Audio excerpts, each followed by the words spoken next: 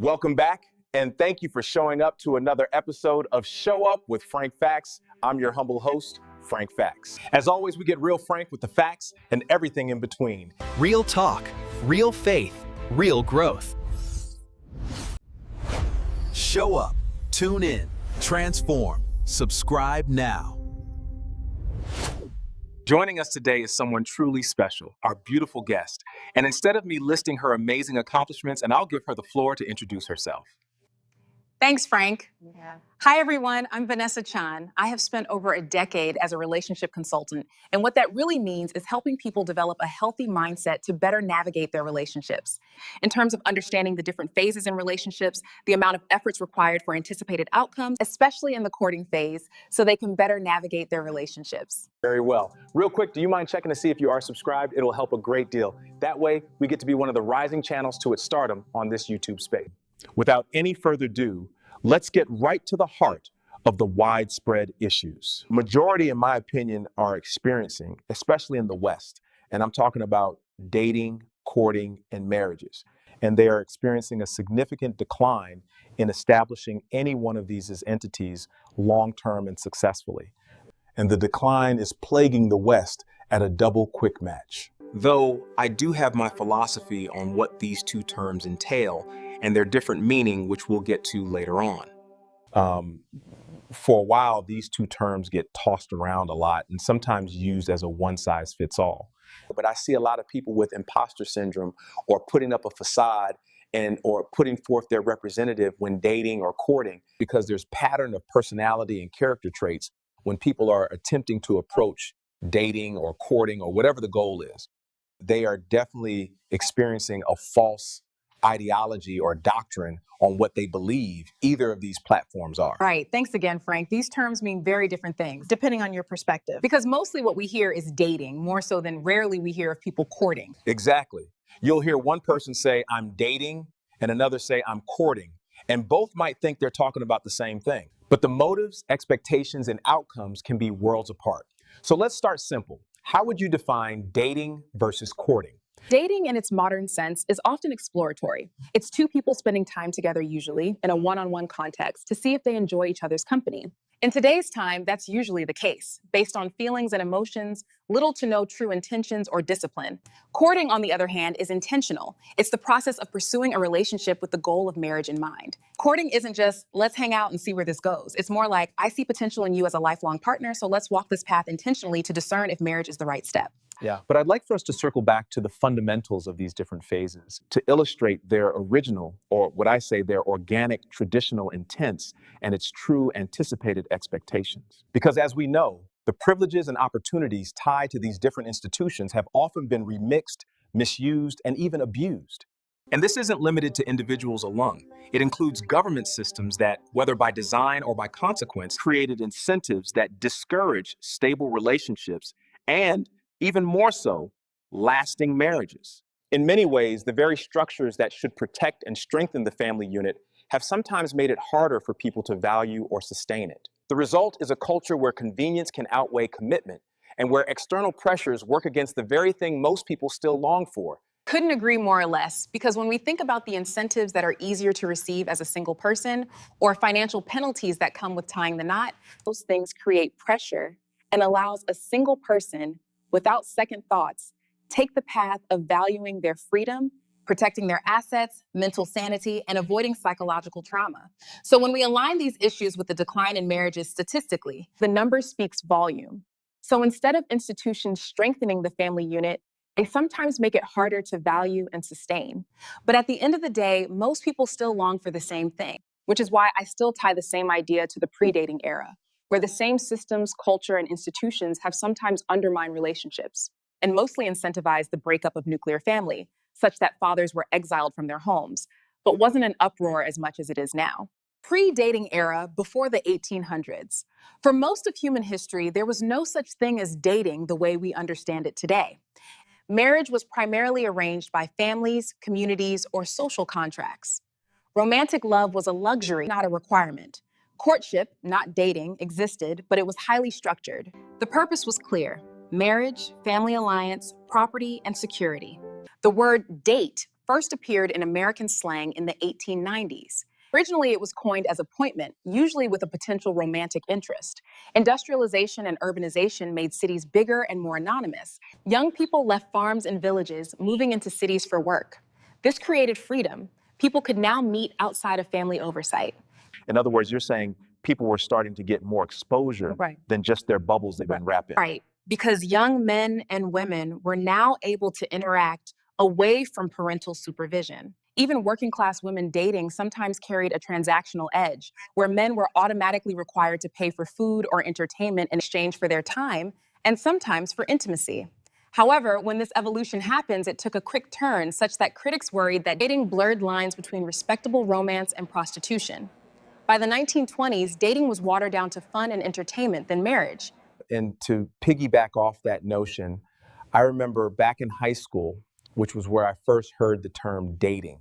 And at that time, the dating culture already took off in high schools and colleges, where popularity was measured by how many dates you went on and was commonly used amongst girls because some of the girls in high schools were already dating guys in colleges and so forth. Which then begs the question out of curiosity, perhaps my audience would also like to know as well, what would you say was the deep-rooted reason why it transformed? Beats me, just kidding. But that's such an excellent question, and it really speaks to the social, cultural, and economic forces that caused the shift. Because it wasn't random that dating went from being serious courtship and marriage in the 1950s to recreation, freedom, and sexuality in the 1960s. The term courtship was coined from dating to give it a new meaning to ensure it satisfies the organic and traditional trajectory to its designed true outcome it is designed for, since dating was already veering off to just recreational and entertainment use only and little to no marriage outcome. In my opinion, I think there have always been the two platforms in their different nature. But here's what I see a lot. People struggling with imposter syndrome, putting up a facade where they're representative of themselves, are doing their bid at the initial stages, more so like the honeymoon phases, and eventually that cracks. You'll hear one person say, I'm dating, and another say, I'm courting. And both might think they're talking about the same thing. Also, for the first time in history, women could separate sex from reproduction with reliability, which opened the door to casual sex, experimentation, and recreational dating without the automatic fear of pregnancy. As a result, redefined intimacy, where sex was no longer bound tightly to marriage. All of these influenced and gave rise to sexual liberation and exploring selfhood. Now, going into the 70s, which brought about the second wave of feminism and changing gender roles, women were starting to enter into the workforce in greater numbers, pursuing higher education and demanding equality.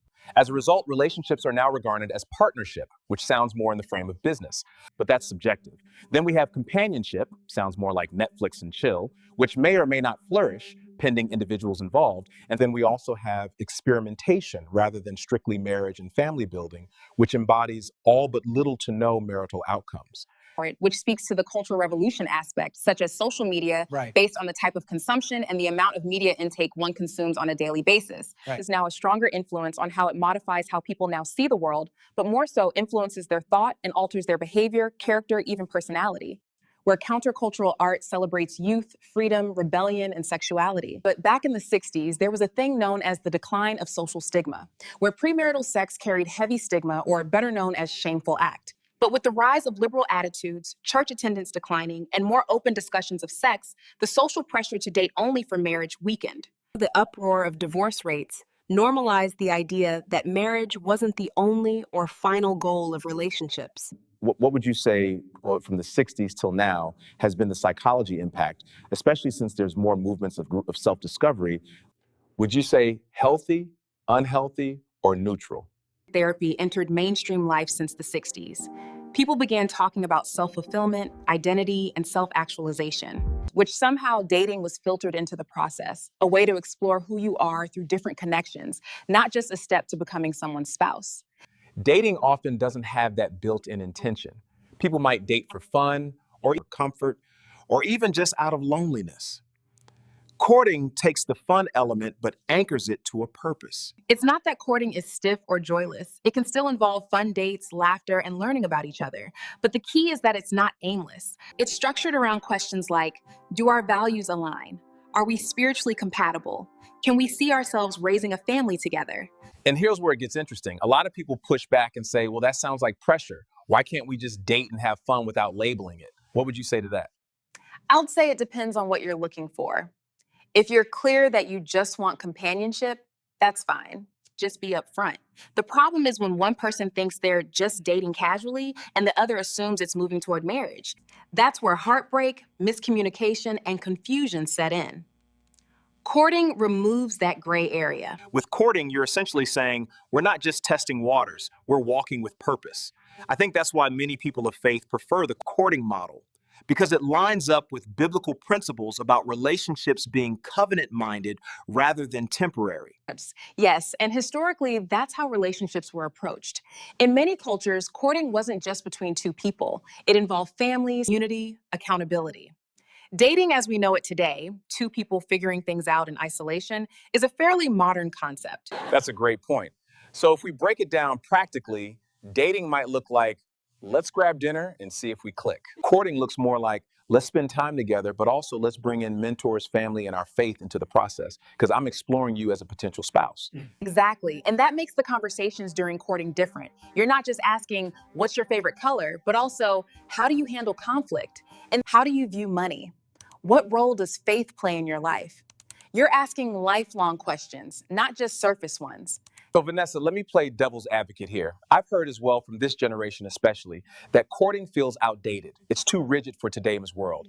I would say yes, but it depends on how you frame it. If you imagine courting as chaperoned outings with no real freedom, sure, that feels outdated. But if you see it as intentional dating, where you both are honest about your goals, invite accountability, and keep marriage in view, it's very relevant. In fact, I think it saves people from wasting time and heartache. That resonates. Dating without intention often drifts into years of being together with no commitment. Courting puts that commitment question front and center early on. However, there is still a deep-rooted issues now, especially with the characters or personalities involved. Personally, dating or courting are stepping stones institution. These are just platforms by themselves one voluntarily commits themselves into. As I see it, these are platforms for any and everyone, especially when they feel they are in their right frame of mind to step on. Whenever an individual steps into these stepping stones institutions, they are going to participate in either programs.